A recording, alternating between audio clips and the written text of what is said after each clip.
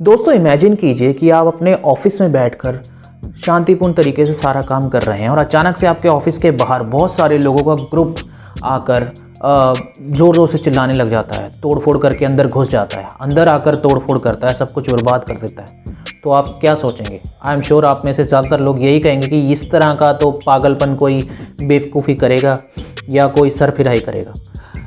पर इस तरह का पागलपन हमें देखने को ज़रूर मिला है इस साल के शुरुआत में ही दुनिया की सबसे पुरानी डेमोक्रेटिक कंट्री में और सबसे पुरानी डेमोक्रेसी में, जो कि है यूएसए।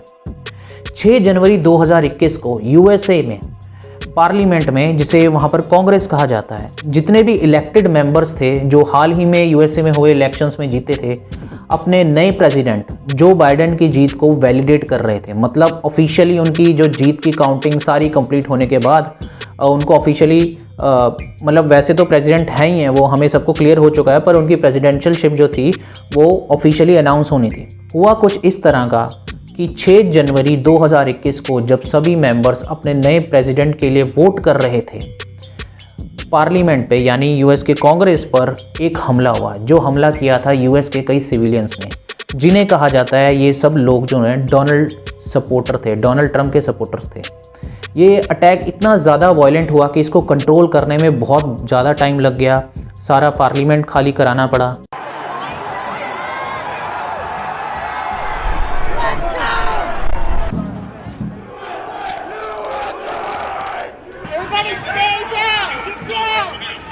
और इसमें कई लोगों की मौत भी हुई।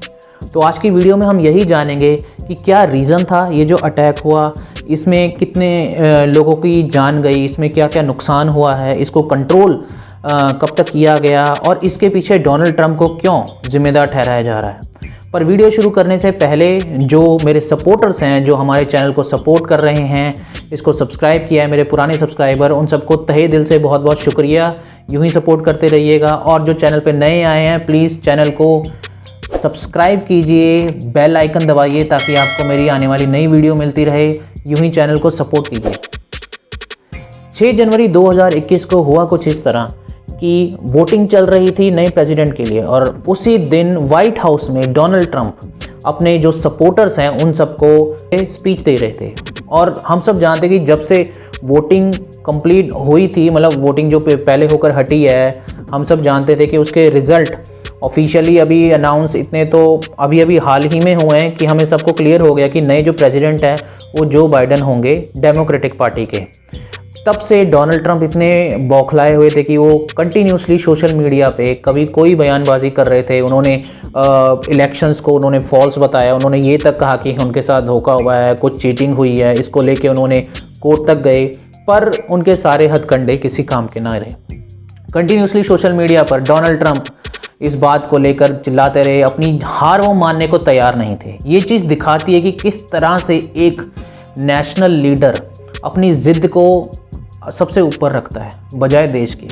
और यही ज़िद वजह बनी 6 जनवरी 2021 को हुए उस वायलेंट अटैक की, जो यूएसए की हिस्ट्री में एक बहुत बड़ा शर्मनाक इंसिडेंट माना जाता है।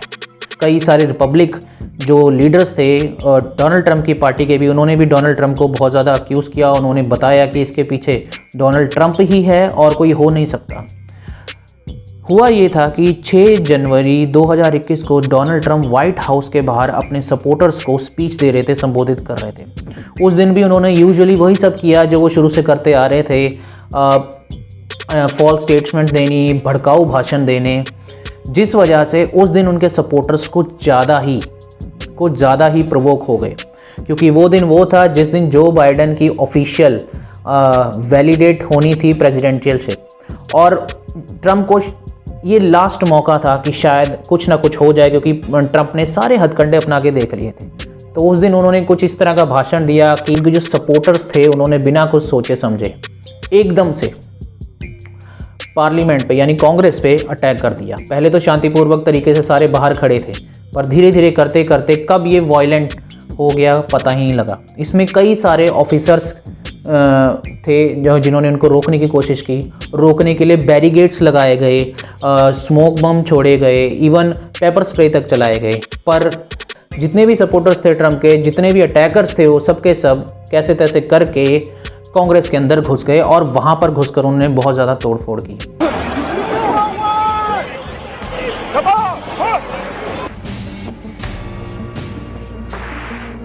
जल्दी जल्दी में सारे ही लीडर्स को, सारे जितने भी वहाँ पे ऑफिशियल्स बैठे थे उनको वहाँ से बाहर निकाला गया।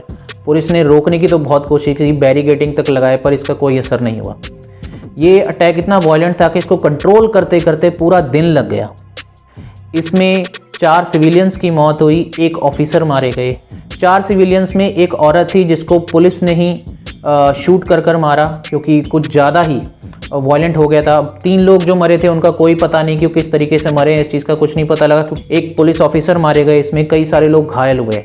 जैसे तैसे करके पार्लियामेंट जो है वो खाली कराया गया, सारे के सारे लीडर्स बाहर निकाले गए। पर जब डोनाल्ड ट्रंप को ये लगा कि ये बहुत ज़्यादा वायलेंट होता जा रहा है, ये उनके अगेंस्ट चला जाएगा, तो उन्होंने एक वीडियो बनाया और वीडियो सोशल मीडिया पर लॉन्च किया, जिसमें उन्होंने अपने सभी सपोर्टर्स को कहा कि आप सब वापस घर चले जाइए, ये सब जो हो रहा है ये सही नहीं हो रहा। पर इसमें भी उन्होंने कुछ ऐसा कहा जिससे साफ पता लगता है कि वो जो चाहते थे वो हो गया। मतलब ये सब जो प्रोवोक किया था उन्होंने अटैक करने के लिए, ये उन्हीं की वजह से हुआ, सपोर्टर्स ने जो कुछ भी किया।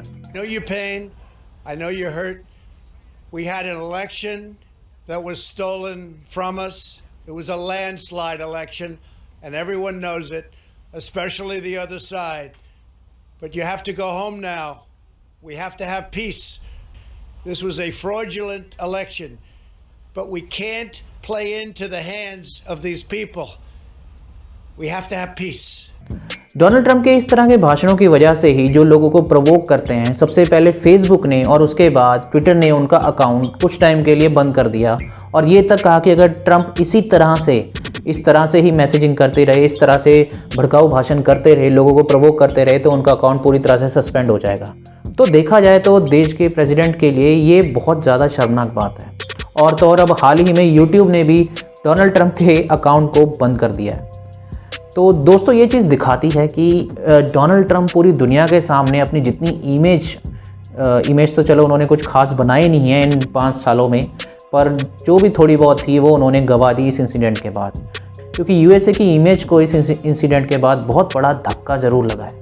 यूएसए के जो करंट वाइस प्रेसिडेंट हैं उन्होंने इस चीज़ की निंदा की है, उन्होंने इस चीज़ को कंडेम किया है कि जो कुछ भी है बहुत गलत हुआ है। डोनाल्ड ट्रंप के ऊपर अब कार्रवाई चल रही है और अगर वो दोषी पाए जाते हैं तो शायद ही वो दोबारा कभी प्रेसिडेंशियलशिप के इलेक्शंस लड़ पाएंगे। तो दोस्तों इस पूरी चीज़ से क्या चीज़ सामने आती है, इस पूरे एक्ट से क्या पता लगता है? इस पूरे एक्ट से देखा जाए तो ये पता लगता है कि एक लीडर का फ़र्ज़ होता है लोगों को पॉजिटिवली लेके चलना।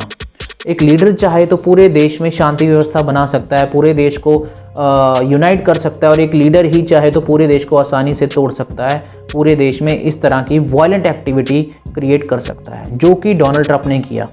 And that was not good for the country. जितने भी सपोर्टर्स हैं, चाहे यूएसए के हो चाहे जिस मर्जी कंट्री के हो, जो अपने लीडर्स को सपोर्ट करते हैं वो उन पर बहुत ज़्यादा यकीन करते हैं, और ये लीडर्स का फ़र्ज़ बनता है कि अपने सपोर्टर्स से इस तरह का कोई काम ना करवाए जो देश के अगेंस्ट हो। दूसरी तरफ देखा जाए तो जो सपोर्टर्स हैं, जो आम लोग हैं, उनका भी फ़र्ज़ बनता है कि वो लीडर को नेशन से ऊपर ना समझे।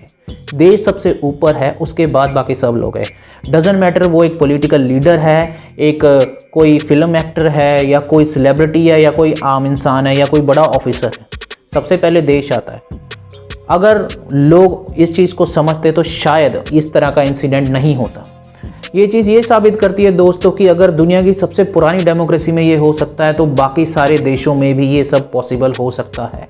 इस चीज़ के बचने का सिर्फ एक ही तरीका है कि दोनों के दोनों, चाहे वो लीडर हो चाहे वो उसके सपोर्टर्स हों, आम जनता हो, सबका फ़र्ज़ बनता है कि सबसे पहले वो देश के बारे में सोचे, ना कि अपने पर्सनल इश्यूज़ के बारे में। अगर आज की वीडियो आपको अच्छी लगी हो दोस्तों तो प्लीज़ वीडियो को लाइक कीजिएगा, शेयर ज़रूर कीजिएगा, और मिलते हैं दोबारा से अगली वीडियो में। तब तक के लिए नमस्कार।